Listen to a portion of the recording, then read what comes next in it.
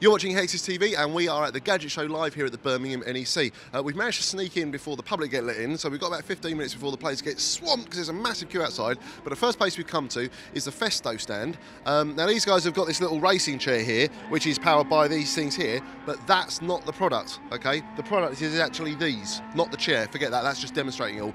With me is Steve. Steve, welcome. How you doing? All right? Very well indeed, thank you. Cool. Right. So, just explain to us what this is, because it's just a big rubber hose, isn't it? It's called a fluidic muscle, and basically it does the same thing as another muscle in your arm. When you put compressed air inside this, the diameter increases and the length shrinks, but it's very powerful. Gives a really sharp acceleration and a very smooth movement. So it gets fat and short when you put air in it. That's it. So it's basically like me. You could say that. Okay. Right. So what is it? Because it's like a bike inner tube, isn't it? But it looks like it, but inside there's a web. And basically, this web means that as the diameter gets larger, then the length shrinks. Let me show you, Henry. Okay. Let me just turn this up. Right. If I put the compressed air in, and now you can see it shrinking down. But this device here would lift 160 kilos, so we've got 6 of them on that chair, so it really does manage to move you around. So, hang on, so that's got fatter. Do you want to just turn that air off so we can see it shrink, and it's getting longer? Can you see that, Luke? Is that showing up? Yeah. Wow. So what's the maximum run that you can do on this? How long can it be?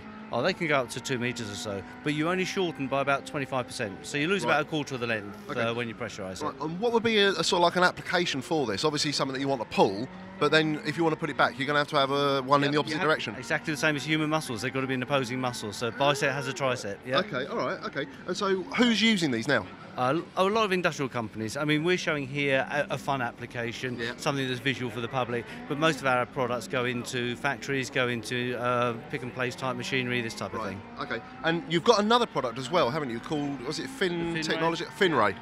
Right, yeah, drop that down on the floor there. Yeah. It's robust as well. Okay, what is Finray? What is that? Okay, this is looking at an unusual device. Basically, when you normally push against a structure, it will actually come away from you. But with this, when you push it, it comes towards you. Right. So in other words, if you wanted to have a gripper or something like that, this would actually bend around. But we can use this in many different ways. It's called the Finray because it's developed from a fish's tail, and it's a way of converting energy from the fish into movement through the water. It looks like a really simple structure because all it basically is a triangle, which is flexible walls, braced with some stiff membranes on a pivot. With some webs across. Yeah. Yep, absolutely. But then we can apply this in 2 dimensions or in 3 dimensions. You've probably seen the beast up above us. So that's basically using the same principle, but in 3 dimensions. In 3 dimensions. Right. So that's how we fly the penguin around. So by tensioning its nose and its tail in the 3 dimensions, we can control which direction he's going in. So that's what this is here, basically. That's a 3-dimensional Finray there. Yep, and you can feel the servo motors pulling back.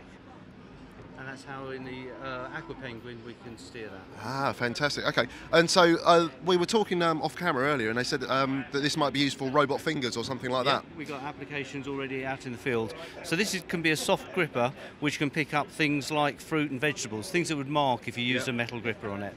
So there's some nice industrial applications there as well. Okay, well, enough industrial applications. I think it's time for a bit of fun. What's the fastest lap on this? We're at 57 seconds, so good luck. 57 seconds, right. Well, I'm going to go and have a go, and we'll see just how well I do. And no doubt, Luke, on the camera there, you want to have a go as well, don't you? Probably, yeah. Okay, well, me and Luke will have a little competition. Right, let's go and have a go. Cows, grass. Oh, beautifully held. Well recovered. Thank you. Good professional. Right, sharp left here.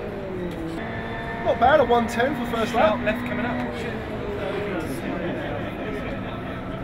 Oh yeah, quite a lot. Yeah. A spin, the right and the left. This is a lot of fun actually with all the movements. It is much better, isn't it? Coming up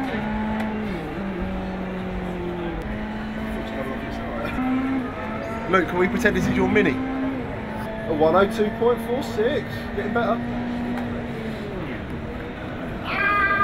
Title! Yeah, not doing so well now.